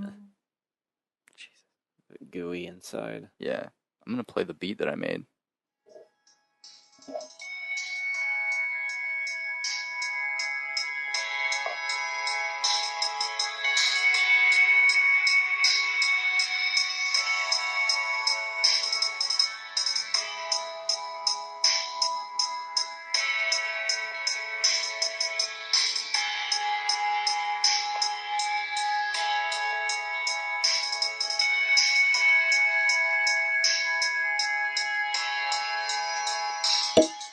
Isn't that just so dreamlike? Oh, man. I've lulled you to sleep. Oh, wow. Jacob. Yeah? You okay? Is there anything else you want to talk about on this godforsaken podcast today? Let me just look around and see if there's any news. Stupid news that we need to cover. Star Wars The Last Jedi predictions? Oh, yeah, we should do this. I predict a Yoda Force Ghost visits Luke. Really? Mm-hmm. Huh. Yeah, there's a scene of them communicating. It'd be cool to see a Force Ghost. Sure, it'd be fan service, but why the fuck not? You know? Yeah. Also, I predict that Luke betrays Rey. Maybe not necessarily for the dark side, but he betrays her in some shape or form. He's not like a good guy, which is what the trailers are alluding to. Okay. Luke's kind of a fucking asshole now. I won't say that. I will say that, because nobody would really react the way they're reacting if Luke was straight up, not a good guy. I think that he's going to be very lost.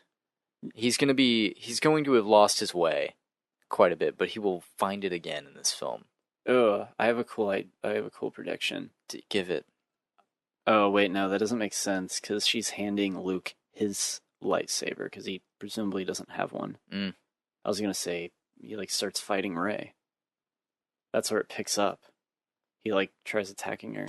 You think she's, bad or something, but I guess that wouldn't really make a whole lot of sense. No. It would catch you off guard, though. It would. That would be, a good way to be and now, the continuation. Can we hear that? Duel of the Fates. It's a great track. It's the best thing to come out of the Phantom Menace. Mm-hmm. Without a doubt. Qui-Gon Jinn. I guess I'm going to predict Carrie Fisher blows up in a ship. Is that a little tasteless? Yes. And that's what they do. That's what she gets. I would say that doesn't happen. That doesn't happen. Tasteless. Yeah, it would. That does not happen because they need a burial for her. Yeah. Do you agree? They need there to be a burial scene. You know what I mean? Yeah. Okay. I think that I don't know. The audience would start to weep. Yeah. I do think that Snoke is someone who they are not saying. You know what I mean? Yeah. I want Snoke to just be Snoke, but I don't think he is. That wouldn't be that cool. It wouldn't be, but it might come across as a little fan servicey if they make it someone special. It's Luke's dad. It's Anakin's dude. What if it is Darth Vader? It's like, because dude, you can use the Force to like bring someone back to life, and they just someone reanimated his like charred corpse shortly after Return of the Jedi. They won't do that. That'd be pretty schlock. It would be. I think that Rey is not going to turn the dark side. No, because that's what they want you to think. Yeah. Because in like a TV spot, they show her using Kylo Ren's lightsaber. That's just what they want you to think. Yeah, and all the trailers going with her going, I need someone to show me my place in all this. And Kylo Ren holds out the hand. You said it looks like a different cut. Yeah. I don't even think they're in the same scene during that.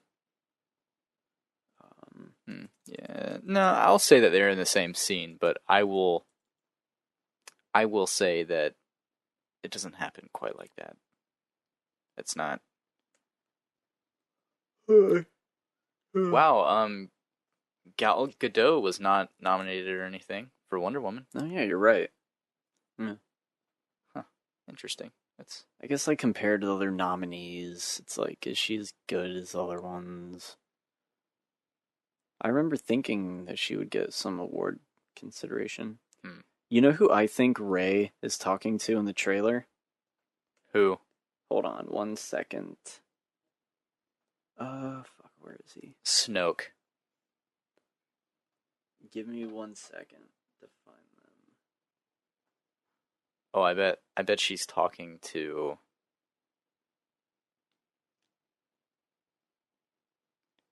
All right. I bet she's talking to a Force ghost.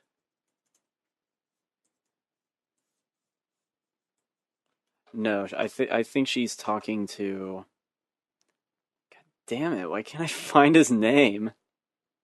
John Boyega. All right, here it is. She's talking to Unkar Plutt. Fuck you. Isn't he supposed to be in The Last Jedi? I don't know. Fuck you. Unkar Plutt. Unkar Plutt, played by Simon Pegg. Mm-hmm. That's hilarious. What are other predictions that you have? Do you think that Luke is evil? Well, I already said either that happens or he just betrays Rey. Not necessarily by going to the dark side, but he does something like not very Luke-like. I think that it's going to echo Empire in the way that... Okay. Luke and Rey... Alright, this is... Okay, yeah. Alright, I have fully materialized my thoughts now. Okay. Alright, so there's this pool that is playing a sort of crucial part in the trailers. There's like this pool of water, right? And like... I'm guessing it's something to do with the Force. You can go into it maybe and like connect with the Force. Or something like that with... I don't know, somehow. Somehow you can... It helps you see things better. You see the midichlorians. Yes, you get to see the midichlorians. And I think that Luke and Rey are there and envision it, and they see, for whatever reason, her friend's in trouble. John Boyega. Finn, right? Right. And yeah. So there's something going down. She's training with Luke. She tells Luke, I gotta go. They both get out of the pool. Luke is soaking wet now. They're both wet. And he goes, this is not going to go the way you think, like, if you leave. And she's like, I have to go. And Luke is kind of taking Luke is more aggressive about it because he's been in this exact scenario before. He's like, who is he like? The mean mentor who means well? sort of Yoda. Like, maybe... He's more Yoda-esque than he is Obi-Wan. Because Obi-Wan's sort of nice about it, Yoda's not. I can't believe I'm making this comparison, but like Woody Harrelson in the Hunger Games. Oh my god. I'm sorry. You kind of get what you kind of see what I mean, though. I do see what you mean. Like, they want to do the best for you, but they're not like gonna like hold your hand and like and like kiss your ass. I just compared Luke to Woody Harrelson from the Hunger Games. Kill me. I think we see Yoda Force Ghost because Frank Oz was at the world premiere, unless he just gets invited to all of them because he's Frank Oz. He might. That's what I'm basing it off of. I think there could be a Yoda Force Ghost or like a Force Vision. That's what I'm saying. It's totally doable. You could absolutely do that. More so than a... They've been in the previous movies. It is a in-universe thing that this can happen. Yeah. They should be in these new movies. Absolutely. It's not like just because they're modern movies doesn't make what happened in those other movies disappear. You know what I mean? I don't know. Out of 100%, how likely do you think Yoda Force Ghost is? I'm going to say 40. I'm going to say... That's pretty low, even though I was like, it will happen. Yeah, I'm going to say... I guess I'm very indecisive. There's like a 25% chance it happens. I think there's going to be like a scene of like Rey and Luke. They're going to be like walking, and Luke's going to be like telling her something, and Rey's not going to like be sure how she like feels about it, but she knows in order to like achieve like her destiny, she has to like listen to Luke. Yeah. I'm just kidding. I was like trying to describe this like generic scene that will probably be in the movie. You're probably right. Damn it. We see this film in like 3 days. I know. It's crazy. Well, why am I not excited? I'm really excited. I mean, no, like I'm not like dreading it, but I'm not like fucking pumped like boner rock hard like when Force Awakens came out. I feel like you were more excited to see Justice League than this. I was like, it's gonna be fun. And it was. Fun. Sorta. It was fun. Dude, it's weird that it like, it's finally here. Because remember when The Force Awakens ended and you're like, oh my god, I gotta wait 2 years? Yeah, now it's just like, here. Yeah. We didn't even really think about it too much. It's crazy. Finally, we will have the question of Rey's parentage answered. Your parents were farmers. Seems about right. Yeah, honestly, or they were like I think royalty or something. They could be. I have really no prediction. Part of me says that she's sort of a descendant of Obi-Wan. Or Palpatine. Or I don't even think Palpatine. You don't think? Do you even think they would mention Palpatine in these new movies? That'd be pretty surprising. Because they allude to Darth Vader, but Palpatine, do they really want to bring him up? Probably not. Just like some old geezer who shot lasers out of his or lightning beam strikes. Out of his fingers. Yeah. Rey would just like fucking knock him out and just being like, really? Everyone was scared of this old fuck. But like, what's so powerful about Snoke is what I'm wondering. I guess we'll see. Snoke is gonna be able to do something that we've never seen before, and it's gonna be super scary. Yeah, and that's like, a good point. It's gonna be like super intense because he just looks like a gross, wormy turd. I would agree. I will say that the thing where they're gonna differ from Empire is that whereas when Luke left Yoda on Dagobah and goes to rescue his friends in Cloud City, Yoda does not come with him or go after him because he knows it's a terrible idea. He's like, I'm also too old for this. I think that Luke will come with. Or at least follow. Yeah, oh, definitely. He'll follow and... He'll be reluctant at first to be like, He's gonna be... Alright, I'm gonna guess Luke is gonna be like a weirdo. I would say he's gonna be weird. Yeah. He's gonna be like drooling, like... No. Rey? No. What if, oh my god, what if he's like a senile old man How devastating would that be? That would be pretty upsetting. He like keeps saying the same ridiculous phrase over and over again. 4, 8, 15, 16, 23, 42. 4, 8, 15, 16, 23, He's 42. playing hopscotch while saying it. Yeah. Will he ignite the green? God, I thought of something so stupid. I'm not going to say it on the podcast. I'll tell it to you when we're done recording because it's so fucking dumb. You should just say it. No, it's really dumb. Our listeners are going to be disappointed. It's like a good mystery. You don't tell them everything. Oh my god. Anyway, will he? Yes, absolutely. Yeah, I We'll think he see will a too. green lightsaber. Yeah. I absolutely think we will. Yeah. And the footage of him holding the blue one is a red herring. Because we see him holding it. Not in that poster. Oh, But- okay. Sorry, I looked over. Like my eyes went. I was like, huh? No.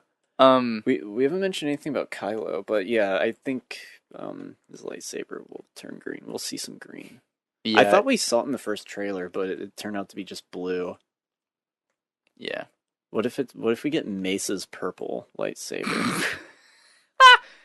and Luke's like an influential Jedi wielded this saber. And hands it to Rey and is like, this is the one that truly called you. What if when he sees R2, he gets all chipper and he's like, me and that little droid have been through a lot together. Oh my god. R2! Oh my god. That's great. Oh my god. Well, if there's a bright center to the universe, you're on the planet that's farthest from. What? Oh my god, I thought of the worst thing. He Yeah. sees R2 after saying in a chipper voice, he like goes up to him, he has like a screwdriver. It's like a cheap screwdriver they had on set. Mm-hmm. It's clearly from like Walmart or something. And he goes up to R2D2 and he unscrews them. He opens it and he's like, ha ha ha, they're still in here. And Ray's like, what are they?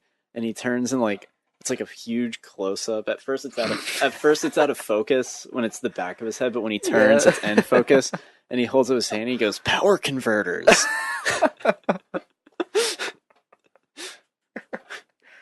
Oh my god. Sweet. Straight from the Tashi station. Best ones in the galaxy. And then he starts like playing with them and it's really nonsensical. And you're like, what do those things do? They just kind of spark up a little bit and like float. Oh, it's so dumb. So dumb. It'd be kind of awesome though. Wouldn't It would, yeah, it would be really funny. That would be like, that's the definition of fan service. That is the definition of fan service. And I love it. Bad Star Wars fan service. Some of the worst. It's worse than Yeah. You'll Be Dead guy showing up on fucking, what is that planet? Jeddah? Yes, Jedi. Yeah. Get it? Like Jedi? Oh, I see what they did. Bad Star Wars fan service. I think that the end of the what is this? The Jedi Awakening? The Last Jedi will end with Rey and Kylo Ren kissing. kissing. No, I think that they'll both branch off as their own thing and then go in the sunset and be like, we'll learn together. See, it would be cool if like Rey did go to the dark side and Kylo somehow like he was like fighting the light side, which he was in The Force Awakens. Yeah. So I think they're going to allude to that. And like he's going to realize what he's done in The Last Jedi. Yeah.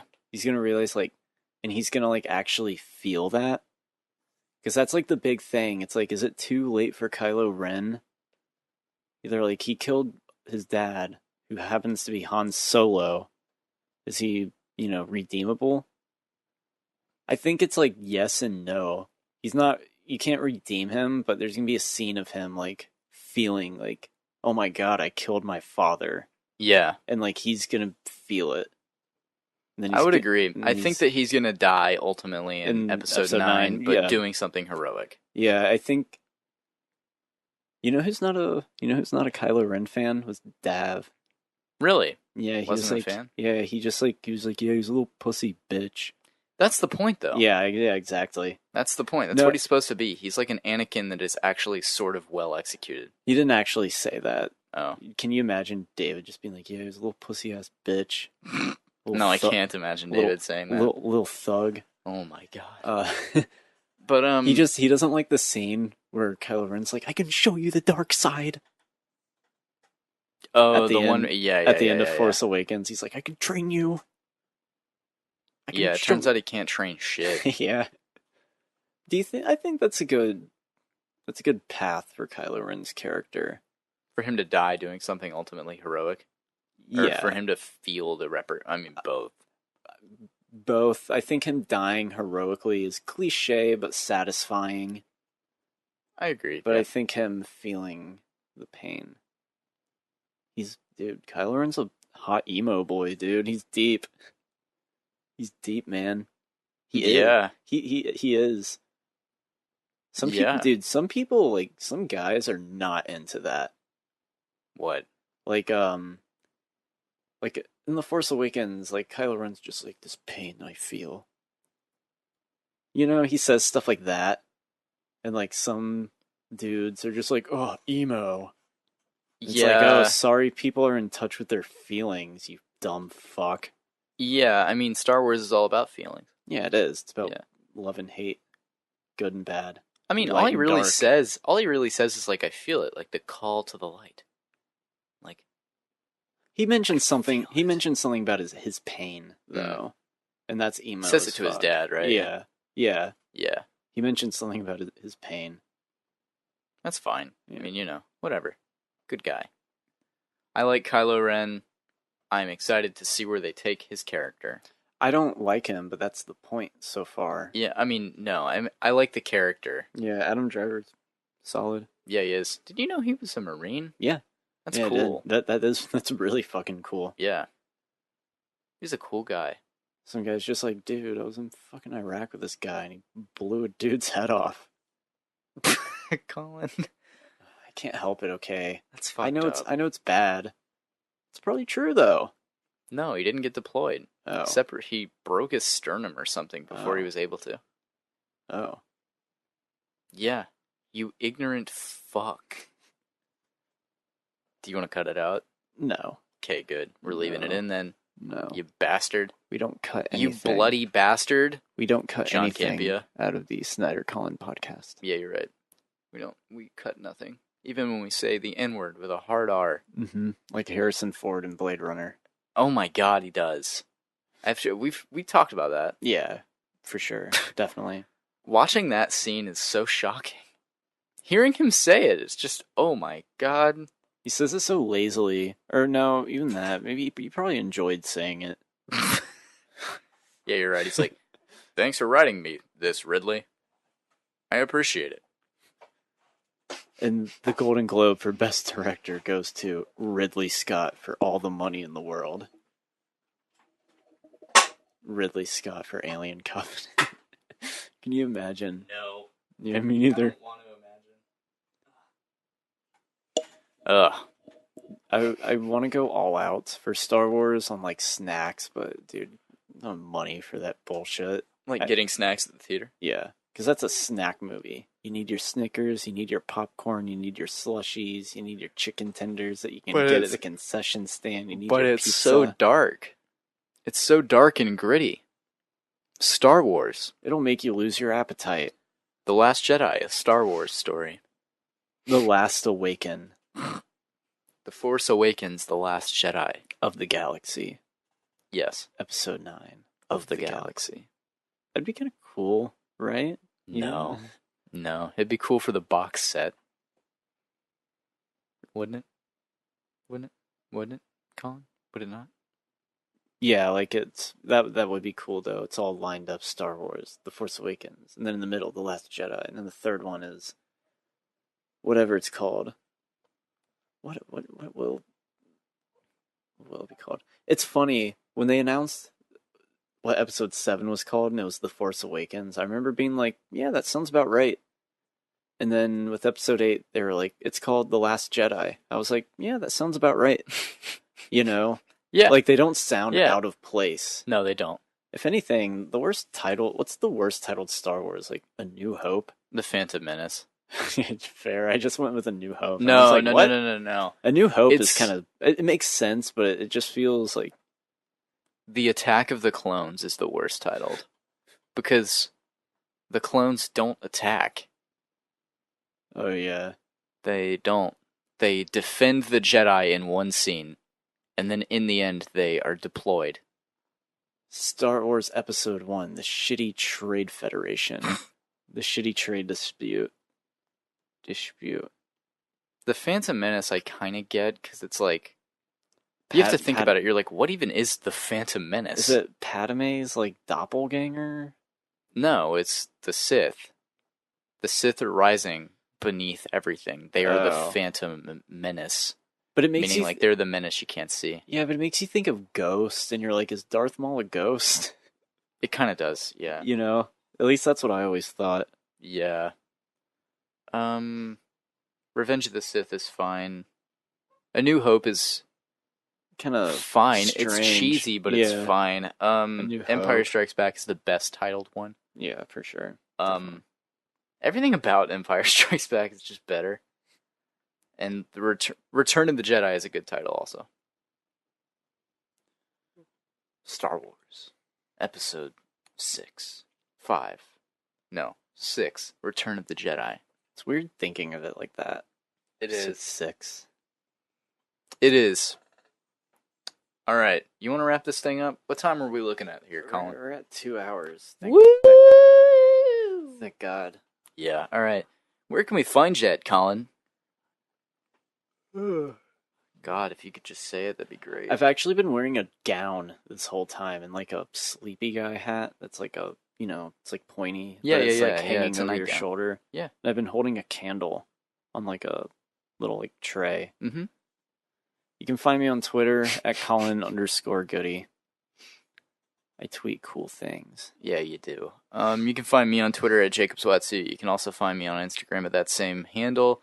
You can email the show at fppcreative@gmail.com. You can get in touch with us on Facebook at the Snyder-Collin Podcast Facebook page. We are there. We're always talking about things. If you want to ask us a question or anything, tweet us, Facebook us, email us. That cool email we got today. Yeah, that made me want to blow my brains out. Hashtag Goofer Violence, as always. Let's get that trending. Yes.